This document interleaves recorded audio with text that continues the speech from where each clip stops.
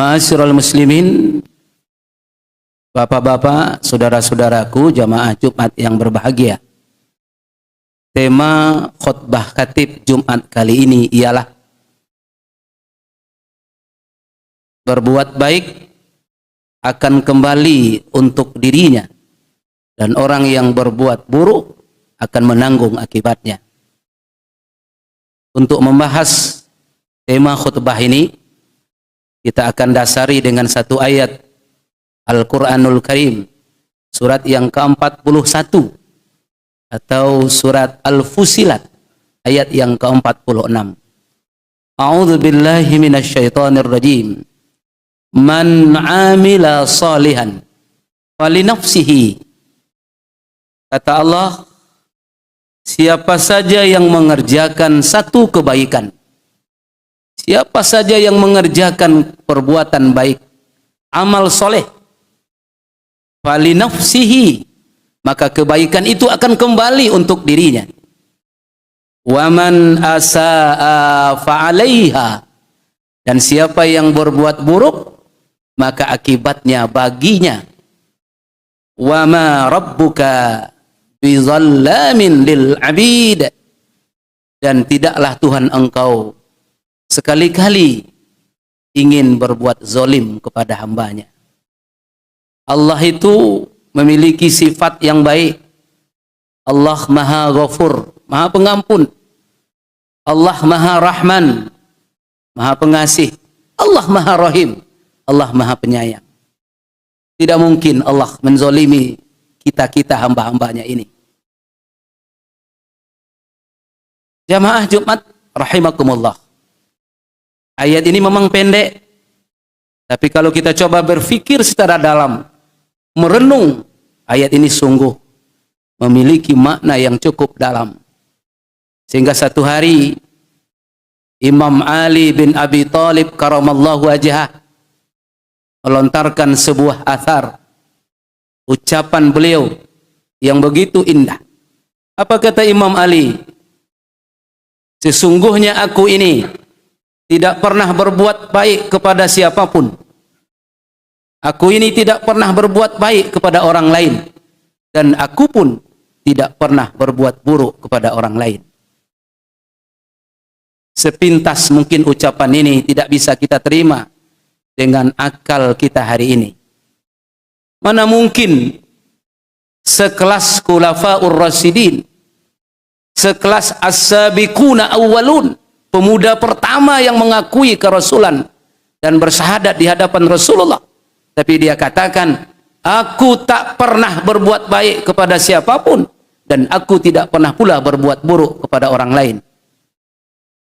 Apa sebenarnya yang diungkapkan oleh Imam Ali? Mari kita coba kaitkan dengan ayat ini. Dan hari ini, semua jamaah Jumat yang hadir, kita harus merubah pola pikir kita.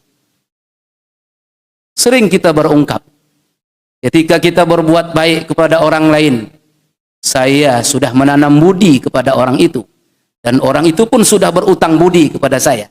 Kenapa? Saya berbuat baik kepadanya. Padahal kata Imam Ali, tidak. Kenapa tidak? Timbul pertanyaan.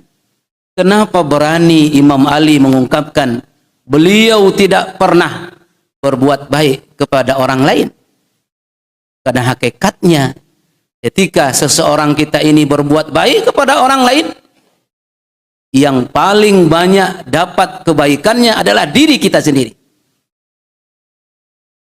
Contoh yang paling mudah, kita tidak usah buka yang lain, bukakan Quran Al-Baqarah 261. Apa kata Allah? A'udzu billahi minasyaitonir rajim.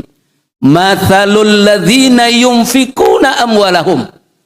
Perumpamaan orang-orang yang menginfakkan rezekinya di jalan Allah adalah seperti menanam satu biji tanaman. Biji itu menumbuhkan 7 tangkai.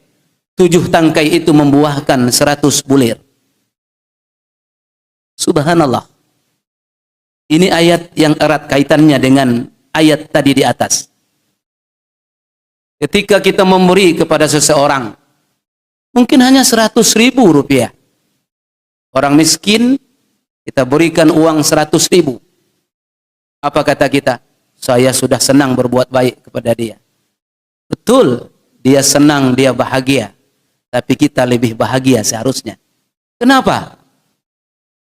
Kalau kita masukkan rumus tadi, sedekah kita 100.000.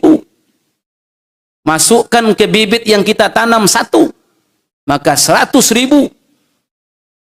Menumbuhkan 7 tangkai, kalikan 7, sudah 700.000. Kalikan 100, karena bulir-bulir yang dihasilkannya 100, maka jumlahnya 70 juta. Orang miskin cuma dapat 100.000, yang menerima, pemberi dapat 70 juta kebaikan dari Allah. Mana yang banyak yang memberi dapat daripada yang diberi? Yang memberi. Oleh karena itu, benar Ali bin Abi Thalib, beliau bukan berbuat baik kepada orang, tapi sedang berbuat baik untuk dirinya. Mari sejenak kita robah pola pikir selama ini. Yang kata kita suka berbuat baik kepada orang lain, betul. Orang lain akan senang dan bahagia mendapat pertolongan dari kita. Tapi sebenarnya kita sedang menolong diri kita. Berikutnya, waman asa'a fa'alaiha. Tapi ingat, sebaliknya, kalau engkau berbuat buruk, berbuat jahat, kembali kepada dirimu. Walaupun orang engkau caci maki, engkau fitnah, lepas sakit hatimu, tapi akan kembali akibatnya kepadamu. Subhanallah. Ayat ini luar biasa. Kata Ali, kami tidak pernah berbuat buruk untuk orang lain. Kenapa? Fa'alaiha. Keburukan itu kembali akibatnya kepada diri kami. Baca hadis riwayat Muslim, cerita tentang orang-orang yang muflis di akhirat. Sahabat ditanya oleh Rasulullah, ya sahabatku sekalian, kata Nabi, ma mil muflis, siapakah orang yang muflis itu? Mereka berkata, orang yang tidak punya usaha ya Rasulullah. Tapi kata Nabi, bukan itu.